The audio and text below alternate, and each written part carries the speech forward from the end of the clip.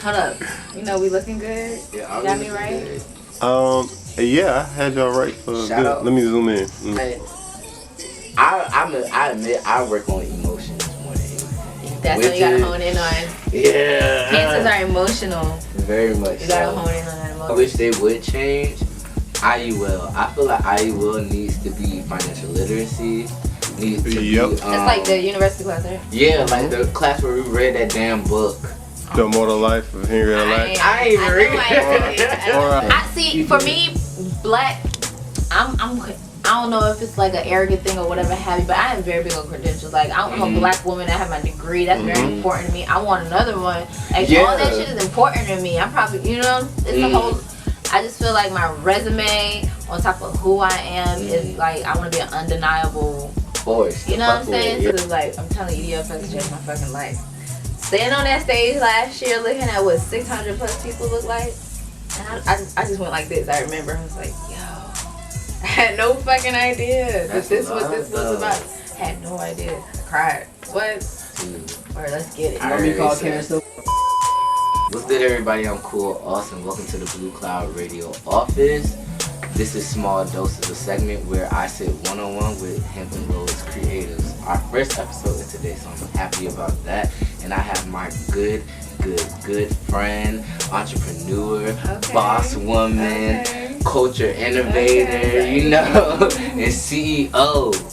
I like all of Niyah that. Nel. Hey. Okay. How you doing, man?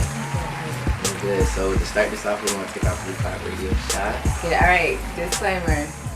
Some of this might go down, might not be all of it, but some of it gonna go down. It's the thought that counts. You know? Okay. Alright, hey. Alright, so good to have you here, man. This is a long time coming. We've been playing this forever. I feel like we've been playing cat and mouse. I'm a believer of the divine timing. Yeah, So hey, good. Hey. So, alright, I want to start this off. Go ahead and tell us everything that you do. Because you do about like 100 things. Yeah, so, and we just wrap all of that up into, I've coined the phrase for myself. Because it took a long time for me to figure that out too. So I'm just going to call myself a creative entrepreneur at this point. That's it. That's what's going on. Okay, so all that I do. Currently, all that I do, event planning. And I'd like to say event curating because I do all the producing and, you know, put a lot of ideas come to life, all that. And then my website, it's been a little while since I touched it, but once, you know, I get back in that groove, content creating, and that's definitely, you know, a real passion of mine. Alright, well, to piggyback on how we met in Dr. Jackson's class, like about a good 3-4 years ago. Oh, honey, it's gonna be like 4 years. Yeah, so it's been a while, years. and to see where you and your brand have gone from, and I tell everybody who like you ever brought up, I'm like, yeah, I remember sitting behind her, and she's like on her. And we were just talking about that, right. In trouble in that class. Because we used to pretend like we was reading. We weren't reading, we was on it. I won't pretend nothing. I was doing what I was doing. Yeah, so tell me, how did your brand like come about? Like, what made you start EDL? Well, I always tell everybody, I definitely didn't start EDL. I acquired EDL from Larry Live. Okay.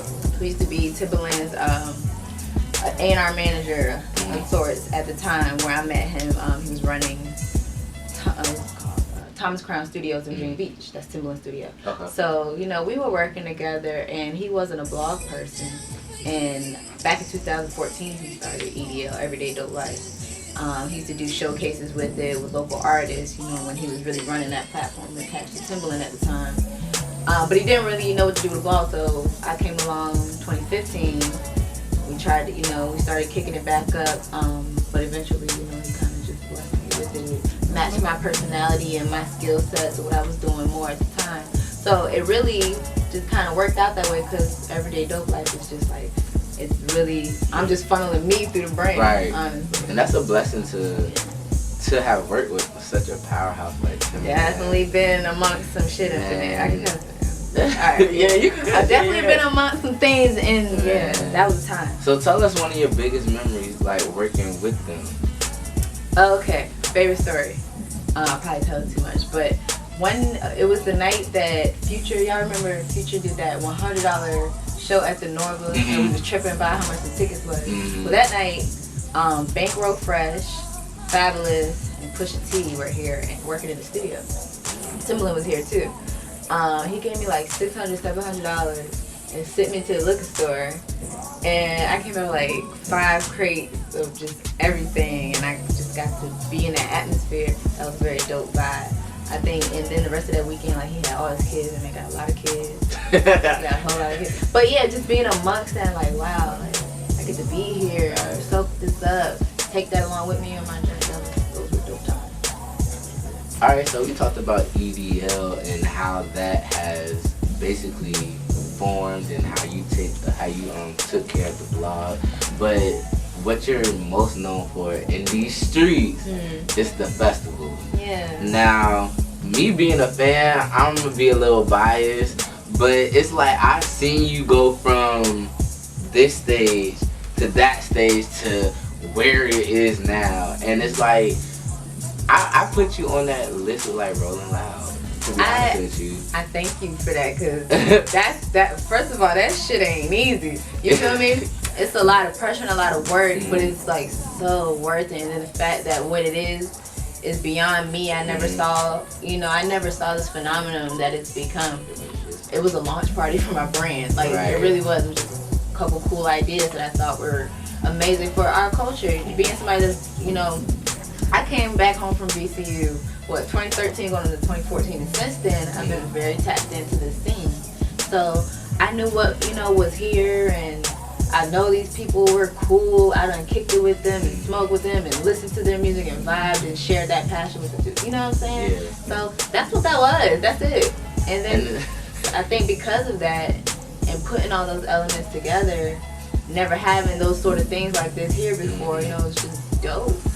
Which is Everyday Dope Life, which is what type of time we're on. It's phenomenal. Like, even though before, like, something in the water, I remember, like, Twitter was on an outrage at one point because it's like, oh, something in the water is here. We finally got something from Virginia. But I've seen tweets where people like, nah, cause Niyah been had EDL. Time. People Pharrell were going. made my platform bigger, bro. I swear to God. People were like really going crazy. Like, nah, Niyah had EDL Fest.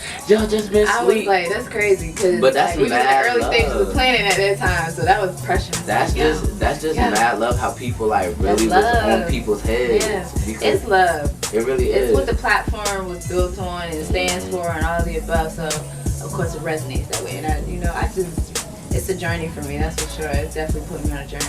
Okay, so EDL Fest, it continues in November. Yeah, we got the makeup day for y'all. I am a woman of my word. Nothing else in this world. I'm gonna do what I said I'm gonna do. We said we was gonna reschedule it. I think the rebranding was dope. It gives it a platform of its own, but why we're doing this. It's gonna be dope. Really dope. We're gonna be there. Really definitely me and Blue Cloud Radio. Yep. We're definitely gonna be there.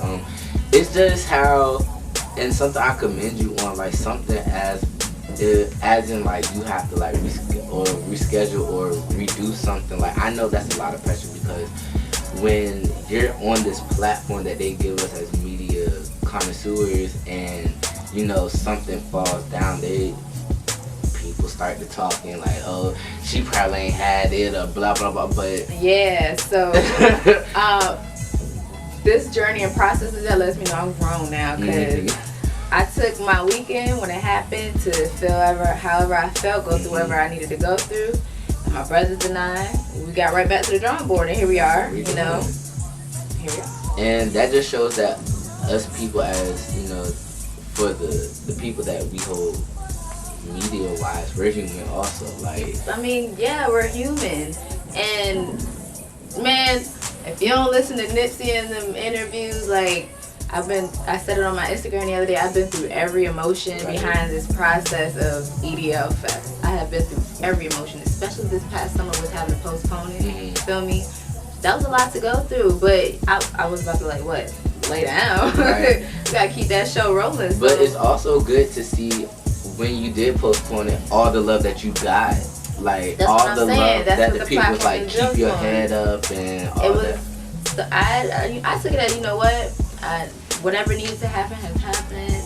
We got a lot of information and knowledge and education out of this process, and here we are doing Dope Affair, November 10th. Yes. Look, let me tell you something. If you're not at Dope Affair, okay. Look, you might as well just leave the Sound 5 because it's gonna be one of the most littest things that ever happened to the Sound 57. To say that I've known Niyah since the beginning till now, it's definitely something I know she works very hard on, and I definitely commend you for that. It's hip hop.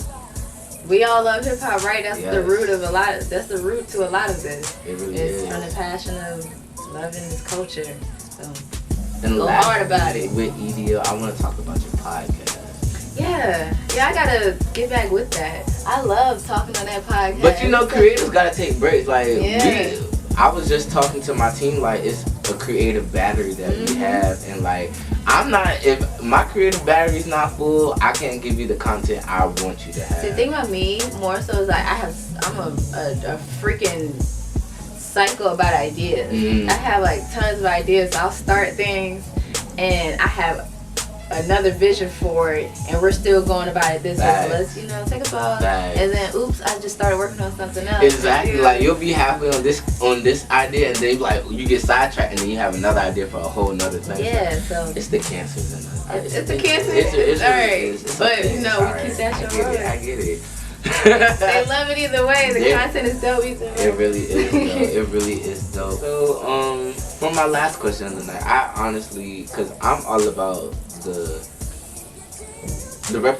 representation of black people in media, and I know for a black man in media, we're stigmatized to be gangbangers, deadbeat fathers, drug dealers, all those things that are kind of negative. Like it's very